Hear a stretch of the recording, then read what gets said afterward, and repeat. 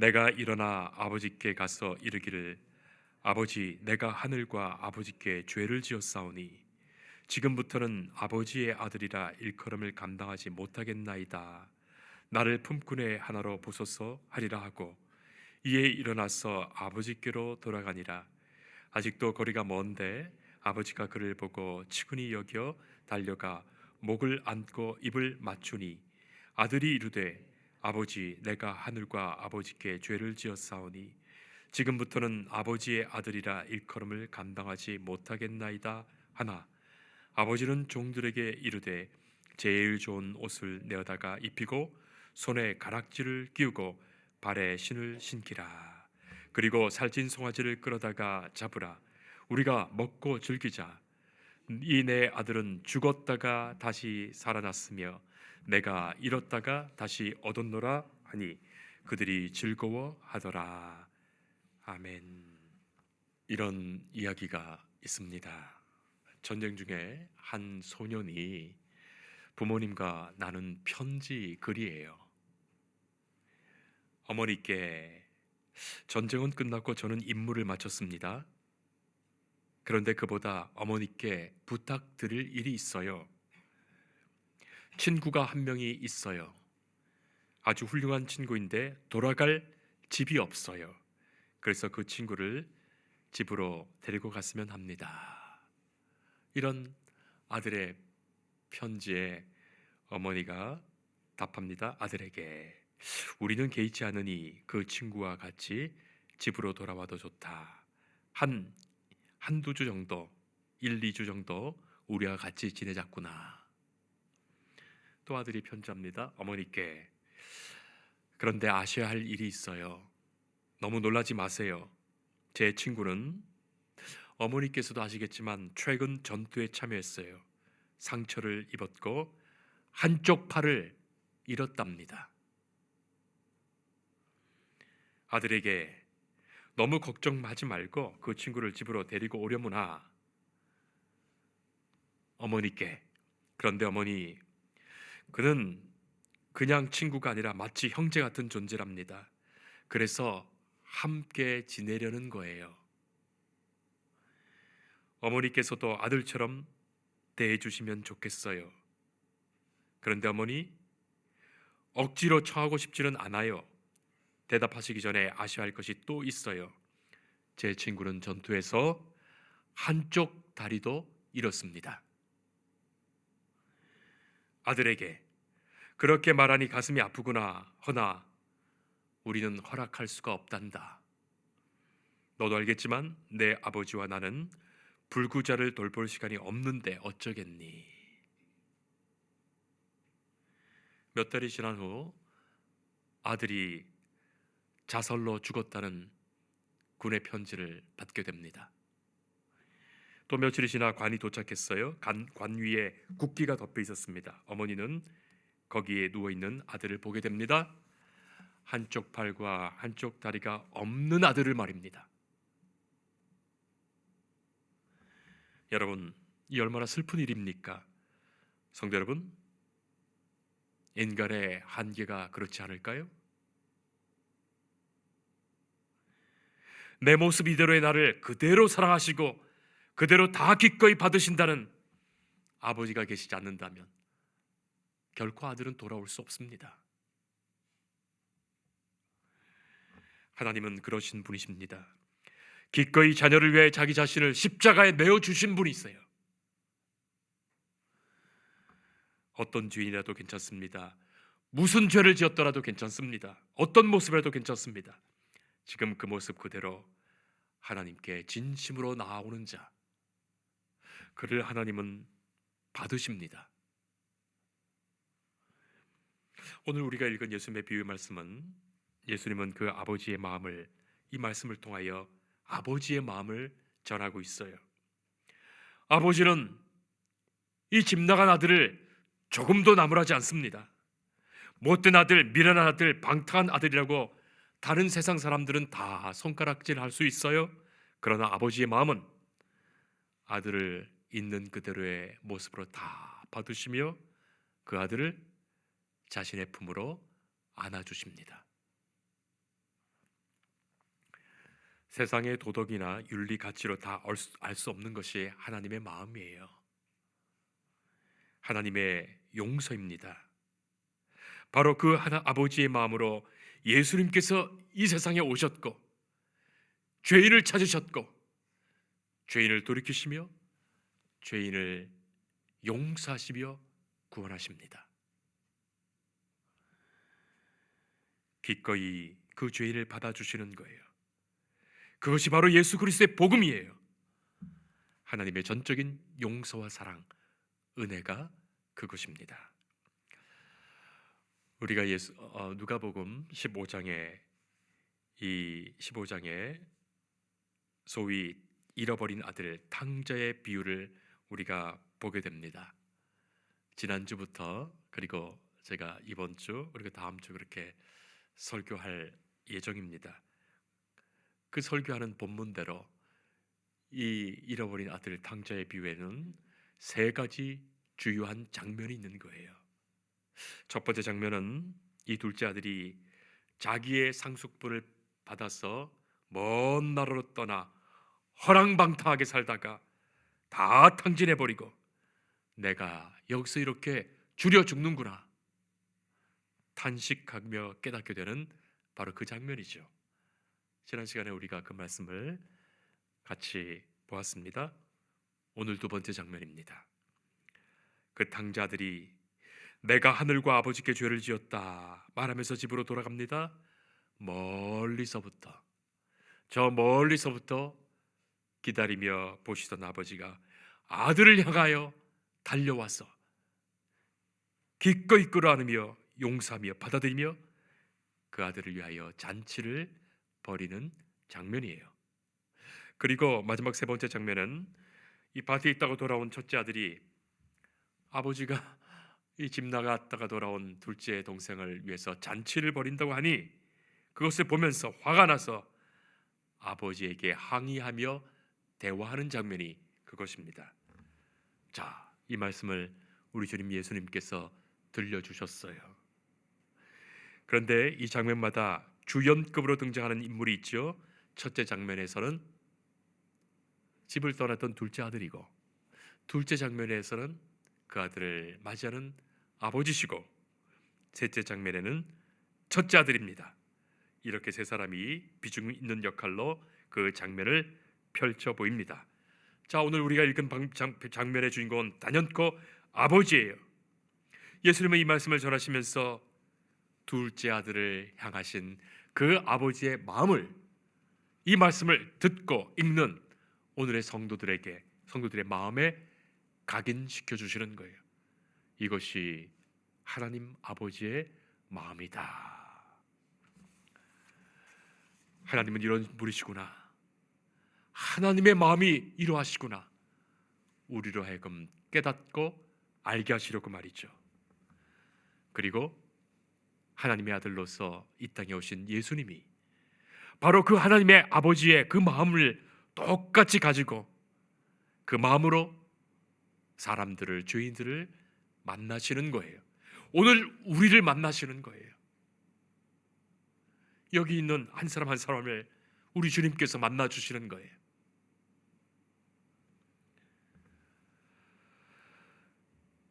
이 본문의 장면을 영화로 찍는다면 아마도 이런 그림으로 시작될 것 같습니다. 아름다운 전원이 펼쳐져 있고 들에는 곡식이 익어갑니다.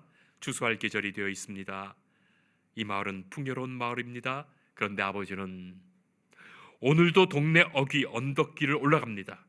아버지는 먼 발치로 마을로 들어오는 그 입구길을 하염없이 바라봅니다.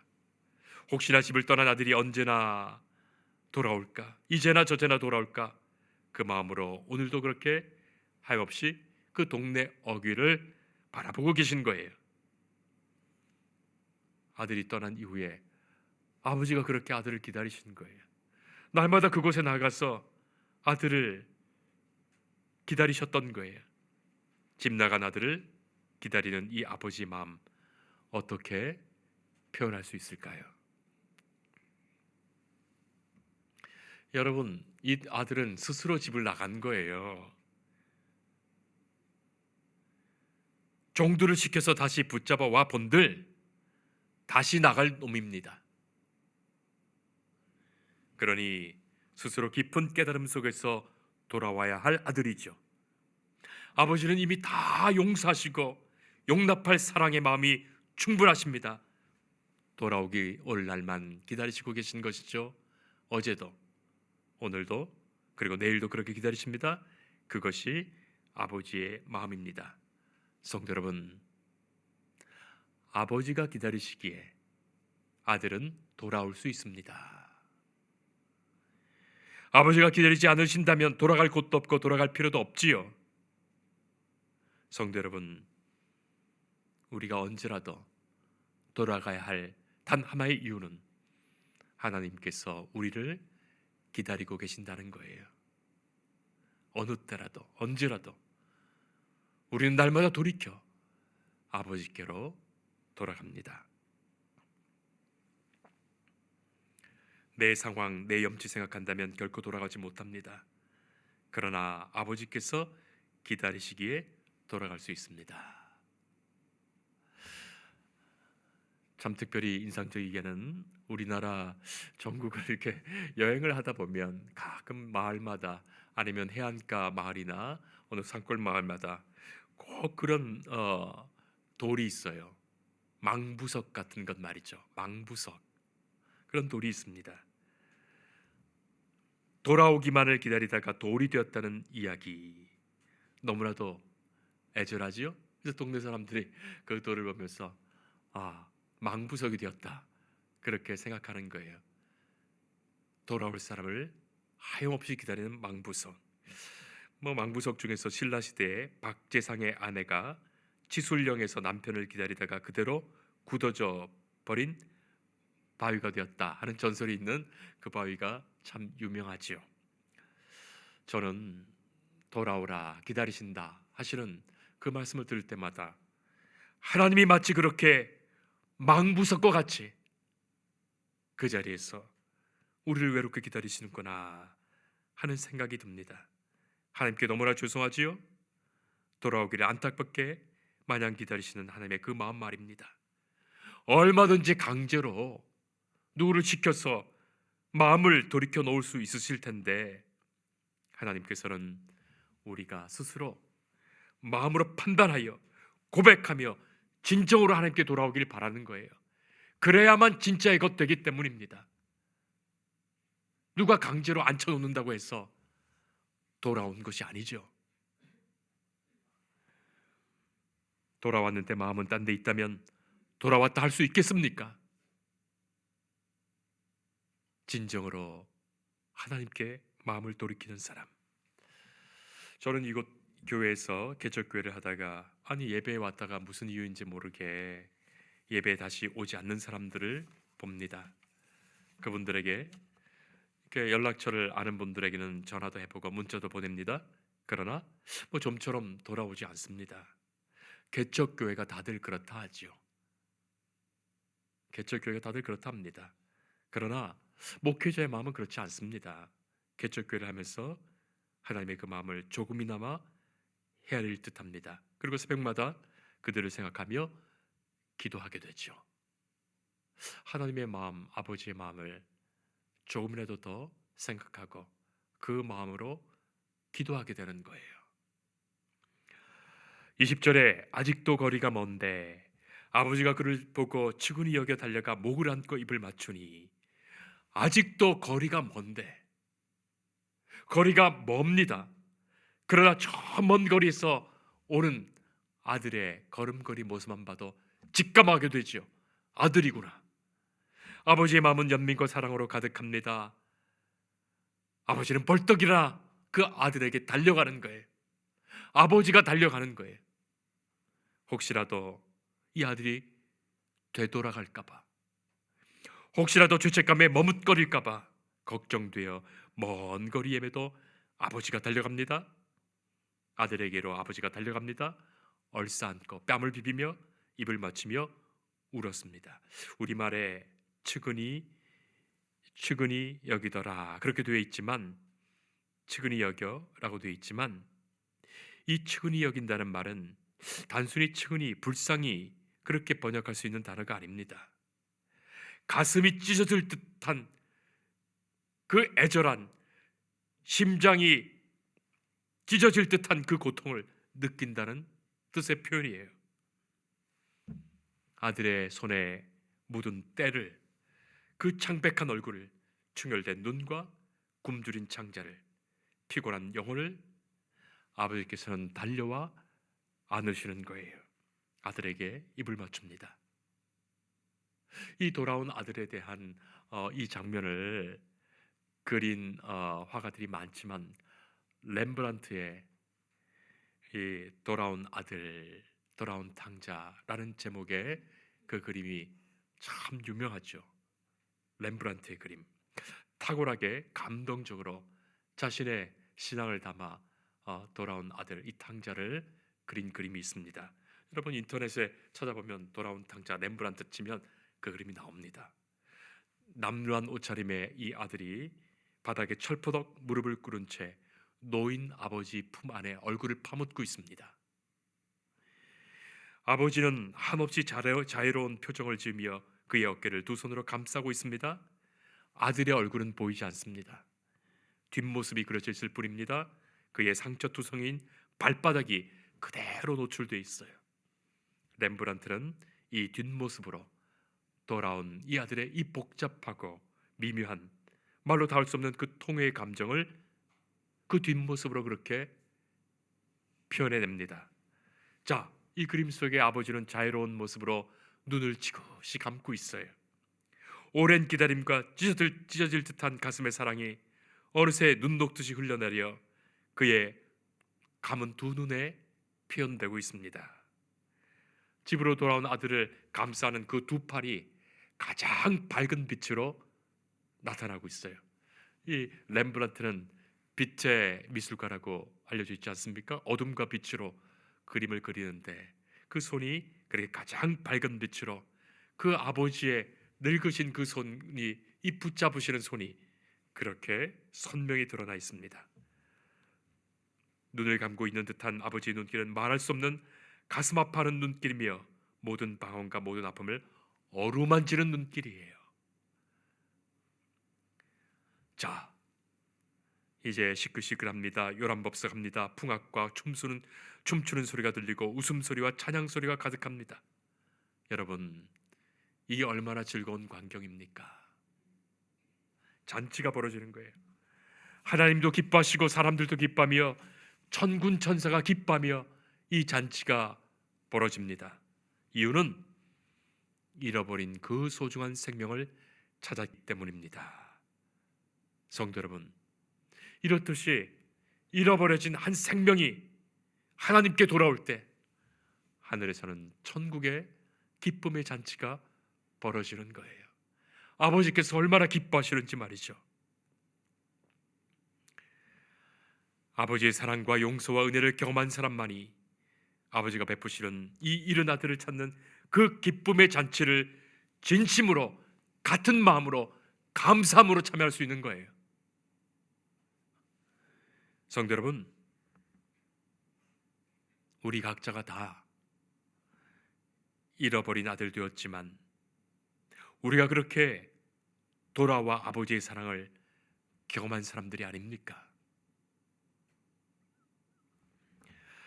하나님은 그렇게 죄인이 돌아올 때 천국의 찬양이 울려 퍼지는 찬양의 잔치를 베풀어 주십니다.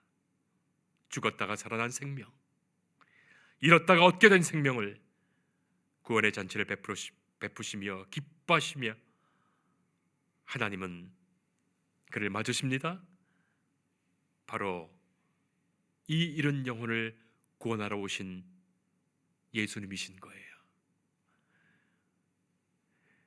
성도 여러분, 교회는, 하나님의 뜻을 따르는 무리는 돌아오는 이들을 위하여, 죽었다가 살아난 이들을 위하여 마치 아버지와 똑같은 마음으로 감당해야 할 사명이 있어요.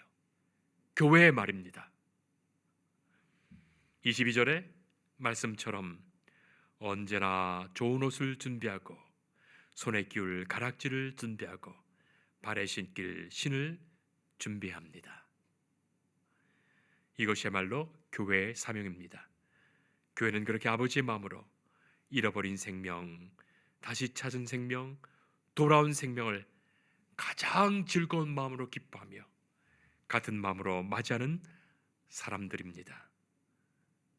내가 주께 잃어버린 자 되었을 때 그런 사랑으로 주께서 우리를 맞이하셨기 때문이에요. 돼지 먹던 것을 먹었던 둘째 아들입니다. 여러분, 돼지야말로 유대인들이 가장 혐오하는 짐승 아닙니까?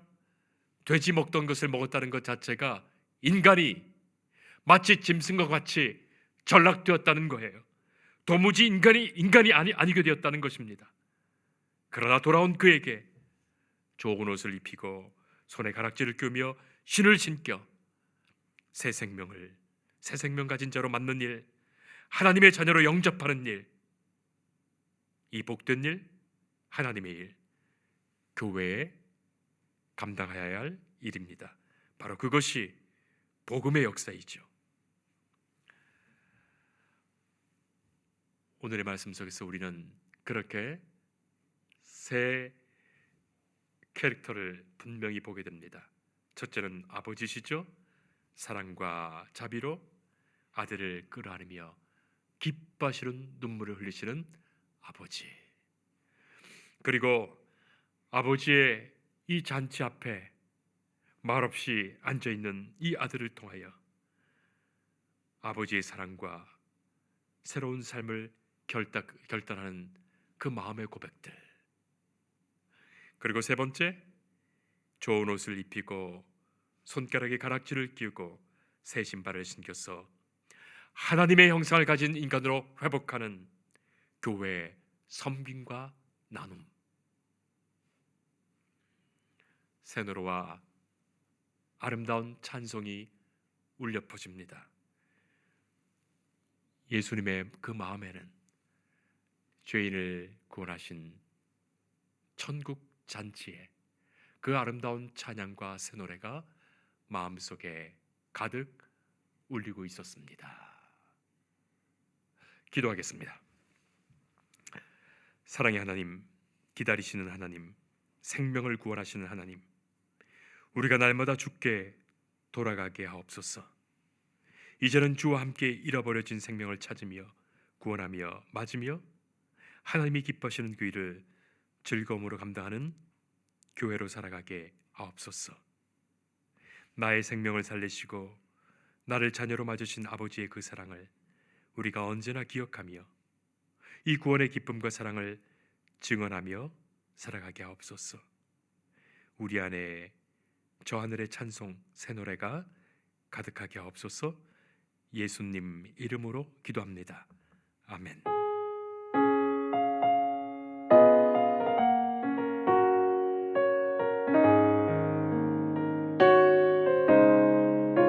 주 예수 내가 알기 전 날 먼저 사랑